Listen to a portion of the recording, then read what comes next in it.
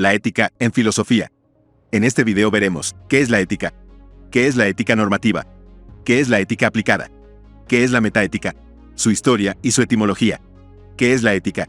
La ética, también conocida como filosofía moral, es el estudio de los fenómenos morales. Es una de las principales ramas de la filosofía e investiga la naturaleza de la moralidad y los principios que rigen la evaluación moral de la conducta, los rasgos de carácter y las instituciones. Examina qué obligaciones tiene la gente, qué comportamiento es correcto e incorrecto y cómo llevar una buena vida. Algunas de sus preguntas clave son: ¿cómo se debe vivir? Y ¿qué da sentido a la vida? El dominio de la moralidad es un campo normativo que rige lo que las personas deberían hacer, más que lo que realmente hacen, lo que quieren hacer o lo que exigen las convenciones sociales. Como campo de investigación racional y sistemático, la ética estudia las razones prácticas por las que las personas deberían actuar de una manera y no de otra. La mayoría de las teorías éticas buscan principios universales que expresen un punto de vista general sobre lo que es objetivamente correcto e incorrecto. En un sentido ligeramente diferente, el término ética también puede referirse a teorías éticas individuales en forma de un sistema racional de principios morales, como la ética aristotélica, y a un código moral que ciertas sociedades, grupos sociales o profesiones tienen como principios fundamentales. ¿En cuántas disciplinas suele dividirse la ética?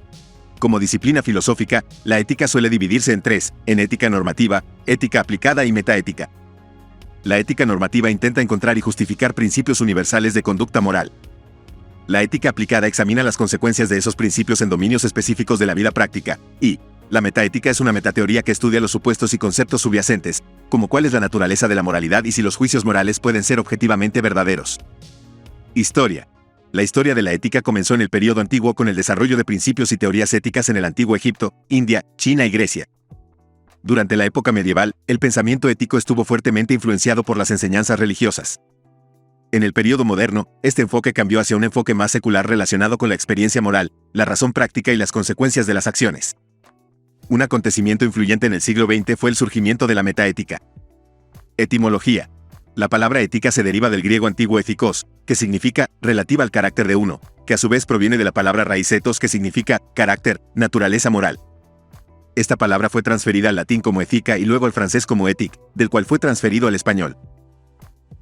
¿Qué es la ética normativa? La ética normativa es el estudio filosófico de la conducta ética e investiga los principios fundamentales de la moralidad. Plantea preguntas como: ¿cómo se debe vivir? Y ¿cómo debería actuar la gente? Su objetivo principal es descubrir y justificar respuestas generales a estas preguntas. Para ello, normalmente busca principios universales o independientes de dominio que determinen si un acto es correcto o incorrecto. Por ejemplo, dada la impresión particular de que está mal prender fuego a un niño por diversión, la ética normativa pretende encontrar principios más generales que expliquen por qué esto es así, como el principio de que no se debe causar sufrimiento extremo al inocente, que a su vez puede explicarse en términos de un principio más general. Muchas teorías de la ética normativa intentan no solo proporcionar principios para evaluar el valor moral de las acciones, sino que también pretenden guiar el comportamiento ayudando a las personas a tomar decisiones morales. Las teorías de la ética normativa establecen cómo deben actuar las personas o qué tipo de comportamiento es correcto. No pretenden describir cómo actúa normalmente la gente, qué creencias morales tiene la gente común, cómo estas creencias cambian con el tiempo o qué códigos éticos se mantienen en ciertos grupos sociales. Estos temas pertenecen a la ética descriptiva y se estudian en campos como la antropología, la sociología y la historia más que en la ética normativa. Otro contraste es con la ética aplicada, que investiga la conducta moral correcta dentro de un dominio específico en lugar de los principios morales generales estudiados por la ética normativa. Diferentes teorías de la ética normativa sugieren diferentes principios como fundamento de la moralidad. Las tres escuelas de pensamiento más influyentes son el consecuencialismo, la deontología y la ética de la virtud. 1. Consecuencialismo.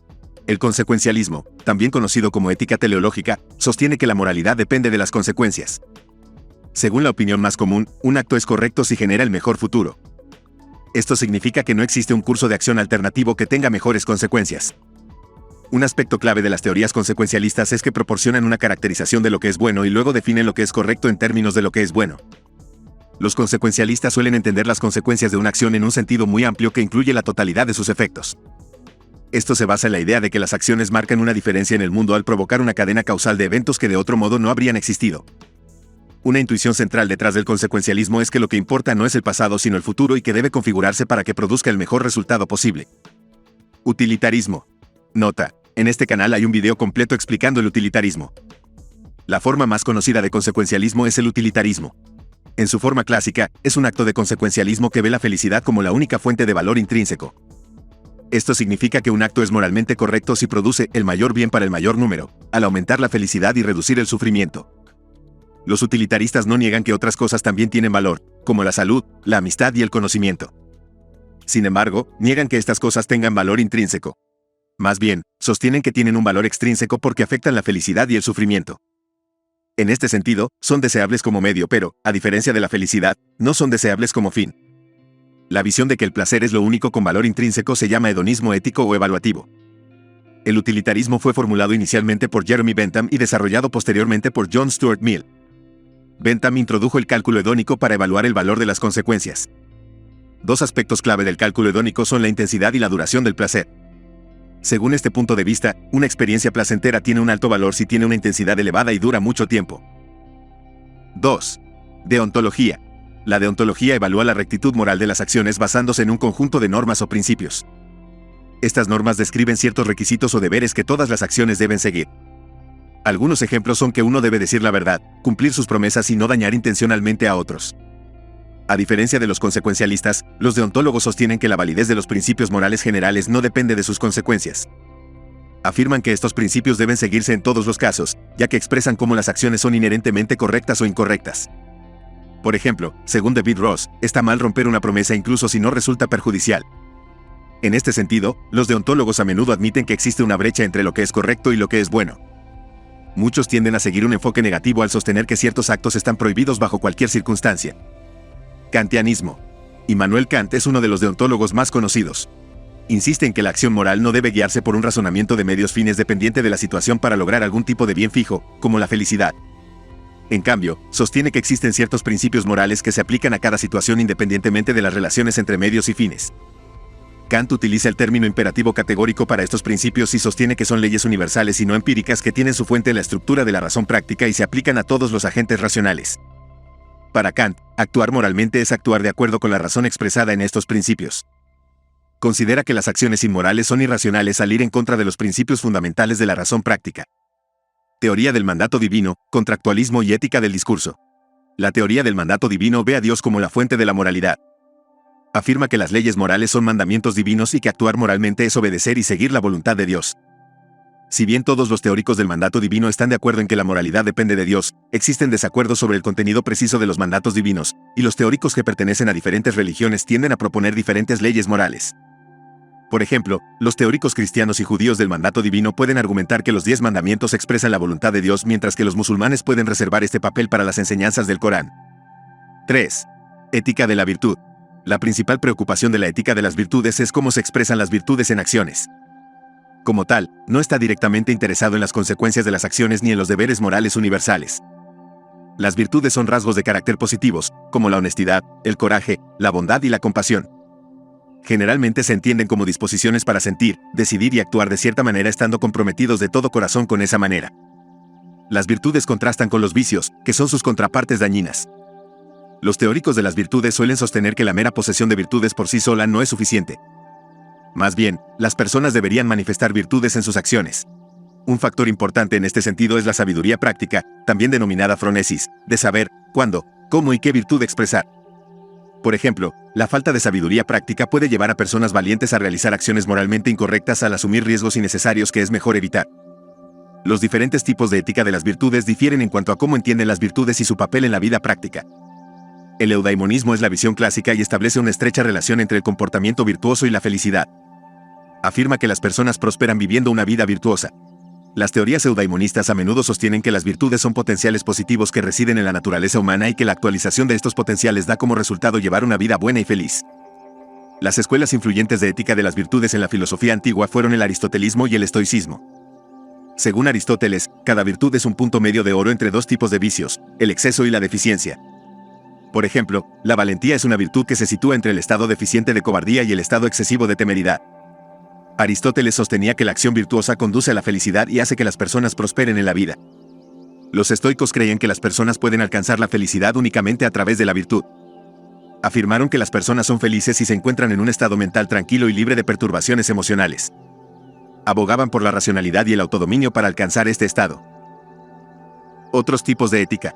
Hay muchas otras escuelas de ética normativa además de las 3 principales. La ética pragmatista se centra en el papel de la práctica y sostiene que una de las tareas clave de la ética es resolver problemas prácticos en situaciones concretas.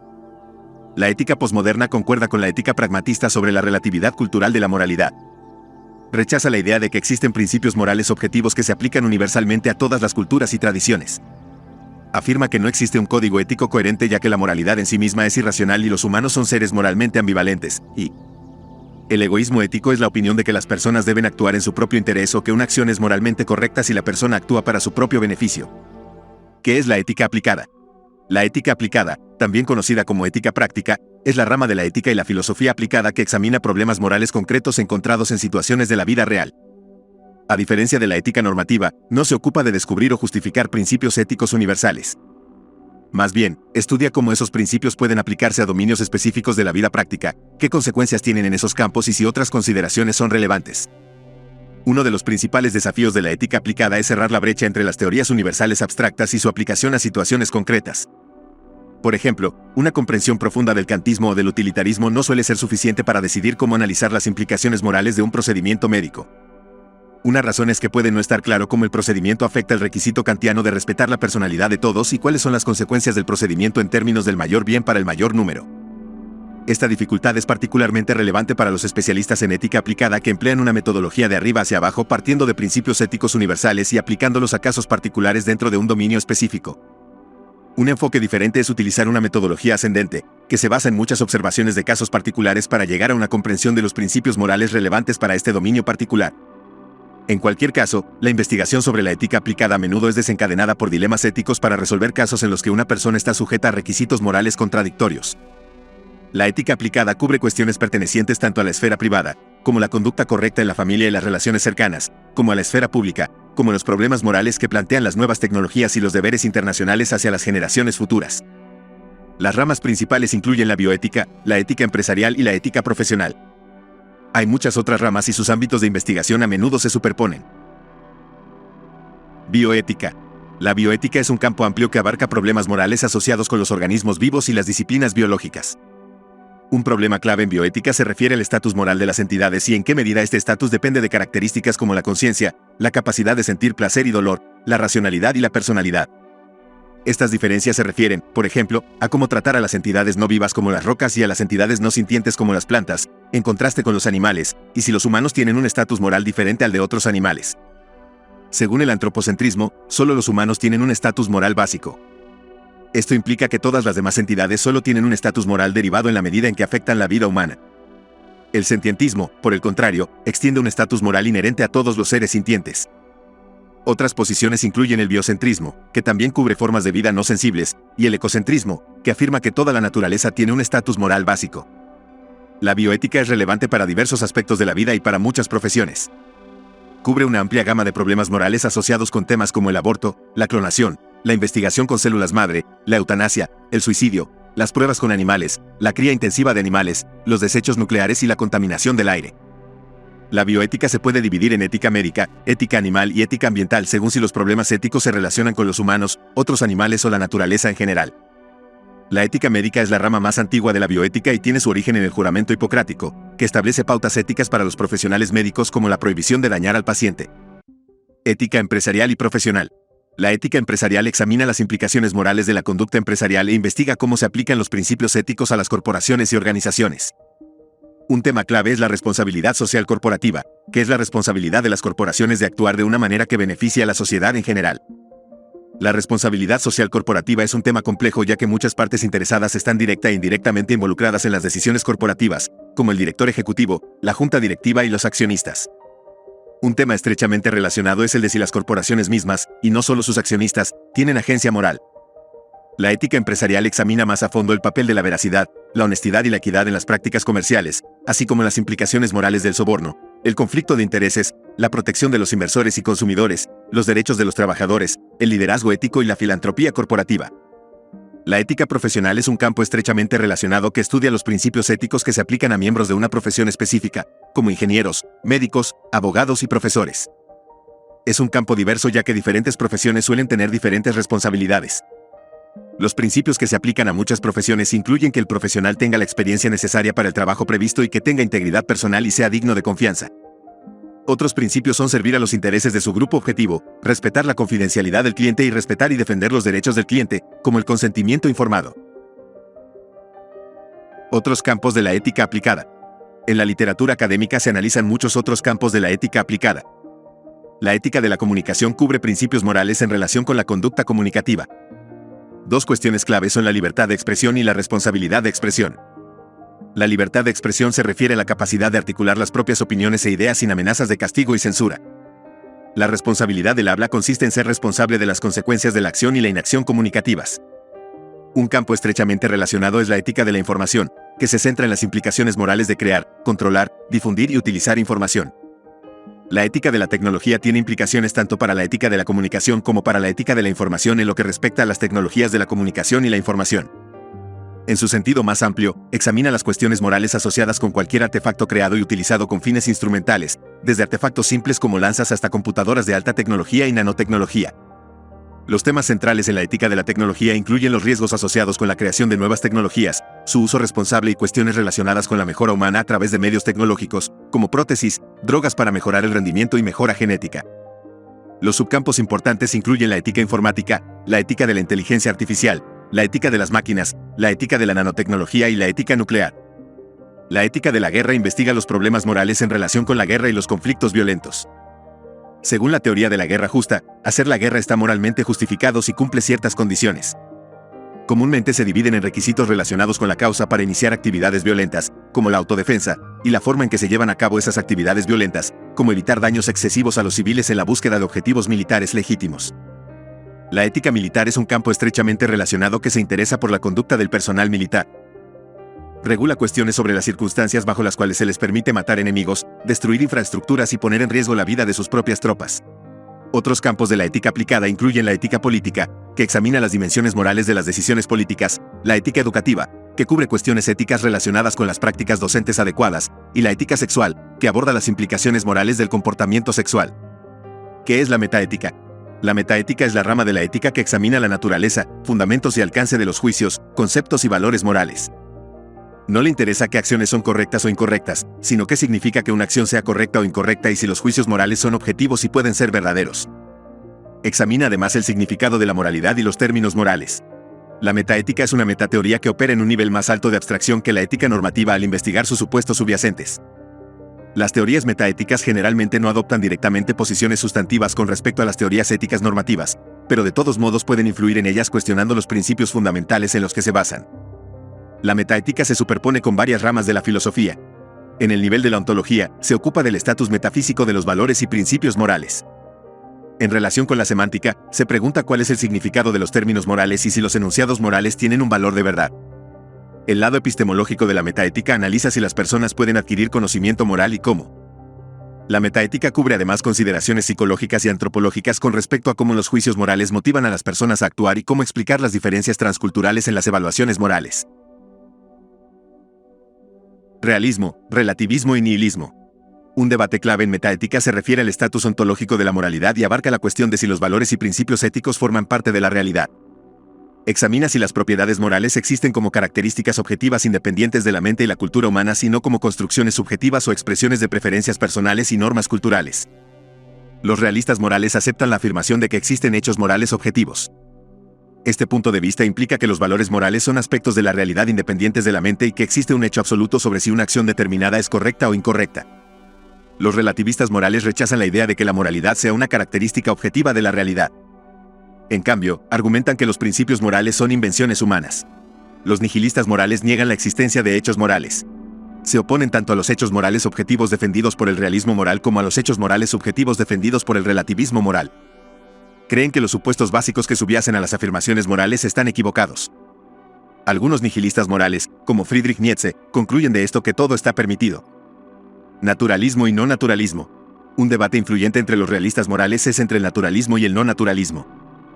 El naturalismo afirma que las propiedades morales son propiedades naturales y, en este sentido, son similares a las propiedades naturales accesibles a la observación empírica e investigadas por las ciencias naturales, como el color y la forma.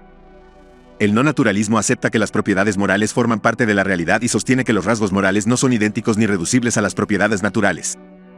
Esta visión suele estar motivada por la idea de que las propiedades morales son únicas porque expresan características normativas o lo que debería ser el caso. Conocimiento moral. La epistemología de la ética estudia si se pueden conocer verdades morales y cómo. Las opiniones fundacionalistas afirman que algunas creencias morales son básicas y no requieren mayor justificación. El intuicionismo ético es una visión fundacionalista que afirma que los humanos tienen una facultad cognitiva especial a través de la cual pueden distinguir el bien del mal. Los intuicionistas suelen argumentar que las verdades morales generales, como mentir está mal, son evidentes por sí mismas y que es posible conocerlas a priori sin depender de la experiencia empírica.